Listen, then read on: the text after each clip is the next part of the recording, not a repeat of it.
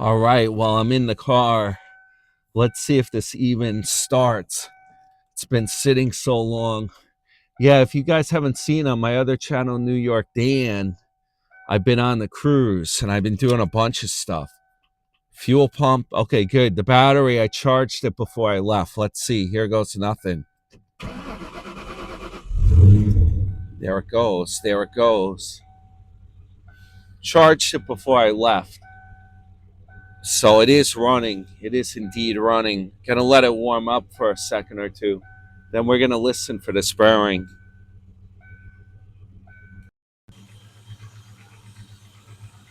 She's running.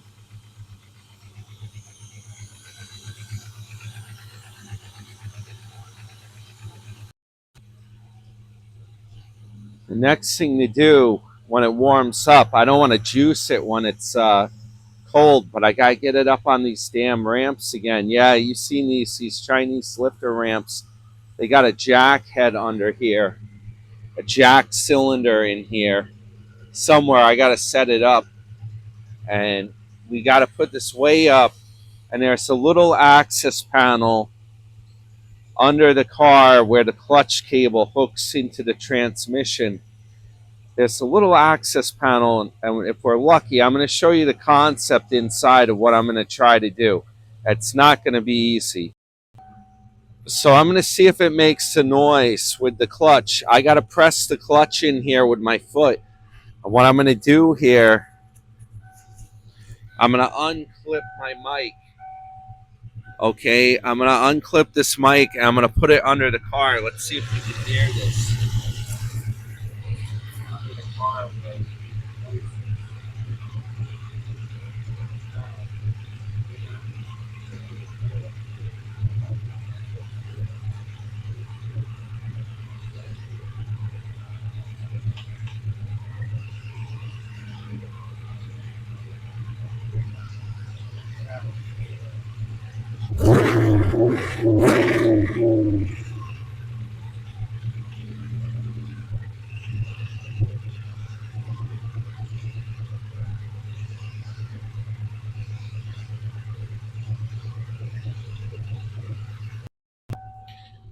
So I don't know if you all heard that, but I could hear it with my ears from sitting in here.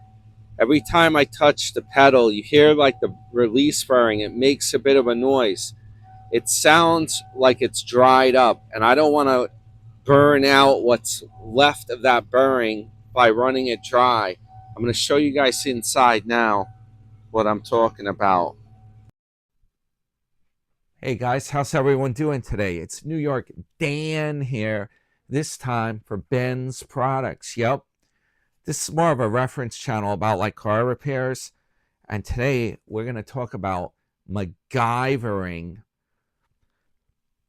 this clutch burring, clutch throwout burring. This is a real problem, guys. Yeah, I post videos on here occasionally when I actually have repairs to do. That's right. Real stuff. And it's more of like a reference type channel. This is just for fun. But you know what, guys? If you haven't seen me in a long time on this channel, the reason is I've been overdoing my New York Dan channel. Yeah, just do a search for it, New York Dan. If you haven't subscribed already, I invite you to go over and subscribe to that. Even if you don't like watch over there, I welcome the subscribers. Just leave the notification off. Yeah, you see, the thing is, I'm having too much fun over there doing videos, and it turns out you can get a lot more views. Well, it depends, of course. Yeah, it depends on the person, of course. But for me, just like the personality videos I'm doing over there, and I do a lot of cruising and fun stuff like that, it turns out they get a lot more views, a lot more hype or whatever than the car repair stuff. If you do a car repair channel, I think you got to be, you have to be buying like new junk all the time, new cars, just to do videos for. You have to be constantly tossing those around just to get views. And believe it or not, you know, it's like there's so many guys doing car repair now on YouTube. it's like dominated. If you just have your own car to repair, your own car, even if you have a few cars like me, yeah, it's not really, it doesn't even really pay off. This is just for fun, this channel, basically. Yeah, so this is what I'm doing here, MaGyvering it. Yep. I used to work at a notorious place, and they would be like, come on, Dan, can't you MaGyver it? Yeah, it's all about saving money, trying to do repairs. Yep. When I worked, I did at Roslyn District, school district, believe it or not, when they had those guys that took like that money and stuff, they wanted me to fix stuff for cheap. I never could figure out why they never had enough money in the budget, but for repairs and stuff, they were super cheap, making rusty crap work. That was my specialty. Making things, put a Band-Aid on something, MaGyver it. If you guys watch that show, right? Just MaGyver it, Dan. We need you to MaGyver it. Yup. Well, I'm basically doing that with my own stuff. That's how I save so much damn money. So this is the deal. I bought a new clutch throwout bearing for this Mustang, and I'll put in a few clips. I shot some stuff outside before it got dark the other day. This is going to be so tedious to do, and to actually see in there, it's going to be even more tedious. I'll try to do a separate video when I have it up on the ramps, those Chinese lifter ramps. Yup. But this is a new clutch bearing. This is what it looks like, clutch throwout bearing. I'm going to show you my idea. Apparently, the thing is, when these, they have grease in them, and the whole problem is it's been on the car like who knows how many years, over 10 years, and the grease dries out. So then when the bearing, when you press on the clutch pedal, I'm going to show you how it works. This bearing is put under pressure to hold the springs of the clutch in to release the clutch friction. That's what it does. So then when the bearing is compressed, mine is making noise because guess what? It's probably dried up in there. I think the bearing is still good. Believe it or not, a lot of these ball bearings, they have like little ball bearings inside here. That's how they work. They're pretty sturdy. Like the balls are rolling around in there, but it's not really a good idea to run them dry. And that's why if it's starting to make noise, the bearing's going.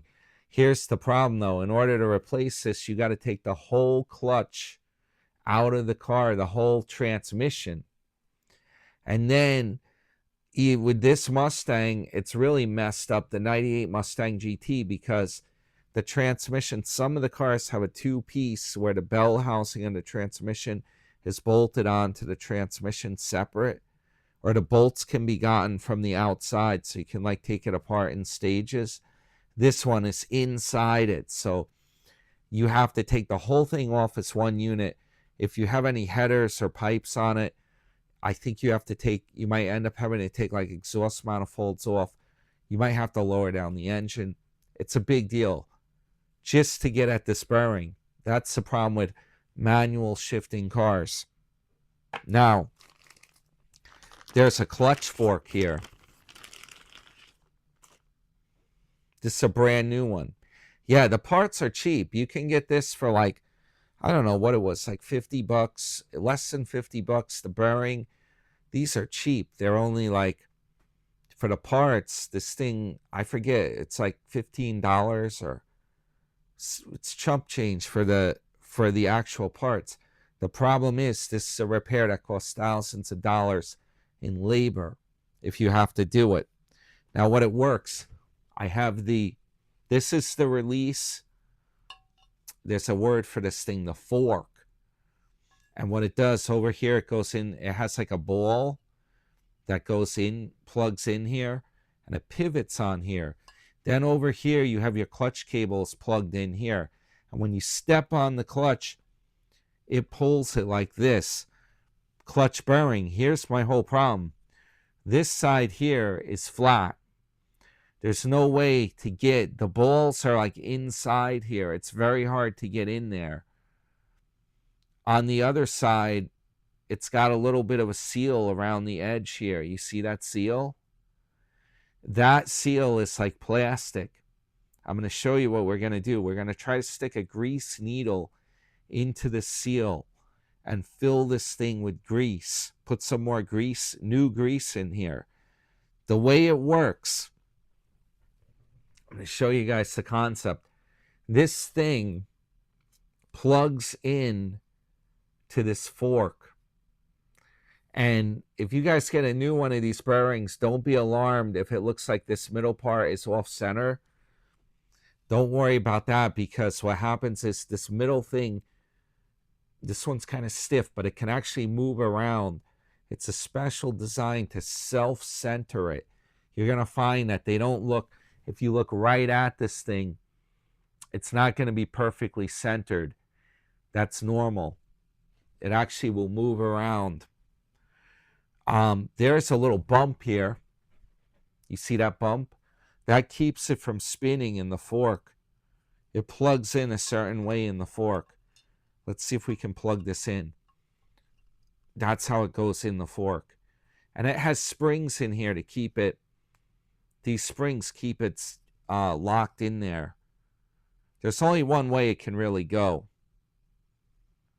This little bump prevents it from spinning around in this fork. That's what it does. So I'm trying to see if there's any other way this thing can go in here. Because you see there's the spring. You see how exactly, I don't know if it can go with these springs underneath it. If you press these down like this, I don't think that's how it goes. Maybe. It's very tight though. No, I don't think it's designed for it like that. I think they go above it like that. And then, yeah, it's a friction fit. That definitely is how it goes. They must go above. They go above the bearing. They hold it in place when it's in the car. This is what it does. And this part here presses on your clutch, the clutch springs. I have the clutch too. I should show you guys what it looks like. It actually will press on the clutch springs. So what I'm trying to show you guys with this, you see, that's what I'm going to be looking at. Now, when I take there's an access panel right here that you can get at where your clutch cable goes into this thing. I'm going to be looking through that panel up here like this. And I'm just seeing this. These are the actual parts for my car, brand new, that I ordered. You see, this can pivot a little bit. The whole thing is going to be locked in place. And I don't think you can't take this out because your transmission shaft is going through here. All this stuff is locked in. You pull it in and it presses on that. So what I'm trying to show is I'm going to be looking up like this, and I got to take a grease needle and somehow get behind here to get into this bearing to put some new grease in it. I don't even know if this will work. It's a concept. Like I said, they call me MaGyver. I'm going to show you what I got.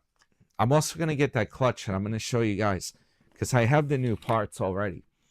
I just got to grab it. I know right where it is. This is what I got. I got a flexible hose. And we're going to put, it has a grease fitting on one end. And the other end we're going to screw into the grease gun. Then I've got to make like a bracket, maybe out of stiff metal, like a rod. I could even use wire ties probably to put this on like a rod, a metal rod, to put it up there so it's like firm. And at the end here, this accepts a grease fitting. Here's the whole trick. You can buy a grease needle. Yup. You can buy a grease needle at your, I got this at like AutoZone. I'll show you. It's cheap. These things cost maybe like $5 or something. Okay, this is the grease needle right here. And you see it has the grease fitting adapter on one end of it. Be careful with that. And it's actually got a hollow point in there to squirt the grease. This will puncture the plastic seal if we do this right. And we may have to like bend this to get the angle correct. It's no joke. This thing's going to go into the end of that grease fitting. And we're going to put it up there and see if we can't, you know, because it's going to be, when I do this in the car, I probably am barely going to be able to see anything that I'm actually doing. But the concept is this needle, we're going to stick it up here. And this is where the cable is. So we're coming in from this end. It's like an operation. And then somehow in here, we got to get this thing to puncture the plastic. That's why I'm saying we may have to bend it to make the angle right. And we got to get it into this bearing. If we can even do this, because the shaft's going to be going through here. And then on this side, it's not going to be open. The clutch is going to be here. So it's a big question if we can even do this, you know. Otherwise, the whole car has to come apart to get. And then if you do that, there's no point of even greasing the bearing. You might as well just put in the new bearing if you're going to take all that stuff apart. But let me get the other parts. I should have done that before the clutch thing so I can show you guys, because it just dawned on me. A lot of people might not know how this works. They'll know when they see this. You'll know. Hold on. Okay, guys, this is the actual thing. They call this the pressure plate, and this is why. You see this plate, this thing here, it's like a disc brake. That's the pressure plate. In here, these things here are actually spring steel. And this works in a very strange fashion. When you press, this is weird to see. There's how this works. The way it's riveted, you see right here, there's rivets holding this thing on. When you press on here, it kind of cantilevers. It actually, when you press here, it makes this pressure plate go in this way, releasing pressure on the clutch. Here's the clutch plate, the actual brand new clutch. You see how that works? This goes right on here, and it has splines in here that go, this is the shaft goes right through here. This shaft goes into the transmission and actually powers the car. The part that goes in here. And then this part here, you see these bolts, and this is one heavy piece of equipment. These bolt holes around the perimeter, they're bolted to the flywheel of your engine. And this whole thing spins with the engine. It's directly bolted in. This is heavy, guys. It acts like a flywheel. It adds weight. This whole thing adds a lot of weight to your flywheel. If you have a manual, this is only for a manual transmission. The automatics have a torque converter, which is even heavier than this, filled with fluid, and that's bolted. They barely even have a flywheel. They have a plate that they call the flex plate. It has a ring gear on it for starting the car, and the torque converter is bolted to that. This thing here, instead, the manual transmissions have a flywheel that's thick. It's like this thing, only even bigger. It's like a disc brake, you know. It's thick metal. You see how thick that metal is? Yeah, it's like a brake disc. The flywheel on the manual transmission is very thick, and it has the ring gear on the outside for starting the car. So then, this thing is what the clutch rubs on, and the other side is rubbing on the actual engine flywheel. So in other words, believe it or not, this whole assembly is spinning with your engine. And this, if you have it released, this clutch is actually staying still while the rest of this is spinning. And then as you take your foot off the clutch, the springs put a ton of pressure, like a brake system.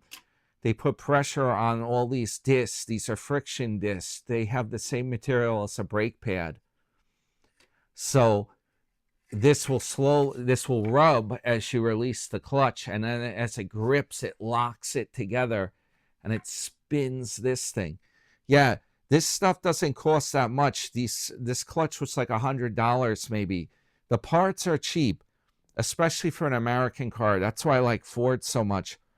If you have like Honda or one of these Japanese jobs, your car is going to have, even if it's made in USA, because it's like an import, the parts cost a lot more money. That's the stone cold truth. Stuff's pretty cheap, but the problem is get the labor of doing all this. Like I said, it's a tricky game. All this stuff is locked in with that transmission. You got to take the transmission out of the car, possibly even lower the engine down and stuff. Take your exhaust off just to work on this stuff. So this thing here, yeah, by the way, guys, so this is bolted to the flywheel like this. So your engine is back here. And then what I'm going to be doing, I'm looking in the access port, which is like down around here somewhere. And this part here, the fork, it's on the ball up here. It goes like this. You see that smooth part there? That rubs right on these little fingers here. So it's going like this. This is what you're dealing with. So then when you press in, you saw how it worked. This bearing right here, it's tremendous force, guys. Like I could stand on this and it would probably press it in, but you get how much pressure it has to exert. And you see the problem is this bearing here with that fork, this part of the bearing is stationary because the fork's not spinning. Only the outer part of the bearing is spinning with the ball bearing, the balls in here. So then as you press it in, that middle part of the bearing has to spin on those balls. And that's your whole problem. That gets dried out. Those balls wear out in here, or worst case, the whole thing falls apart. Then you're really screwed over. So what the goal is to re-grease this thing without having to take all this equipment apart. That's our $1 million problem, essentially. When you don't want us to have to spend money on all this junk. Whoa, this thing, guys, that is some iron. You could use this for like weightlifting. That's heavy. That's where I'm at, guys. So what I'm going to do is, you see, I got it rough. It's cold out. I should have done this when the weather was better. You know, it's in the 30s out there. It may be too cold tonight. I might have to wait till tomorrow when the sun comes up or when it gets warmer. So I got to go under the car to do this stuff. We'll see. But I'm not too confident about being able to even see what I'm doing. I could shine a light in there. I do have like a Android-based camera system that I might be able to film some of this, what I'm doing. Yeah, there might be a way to do it.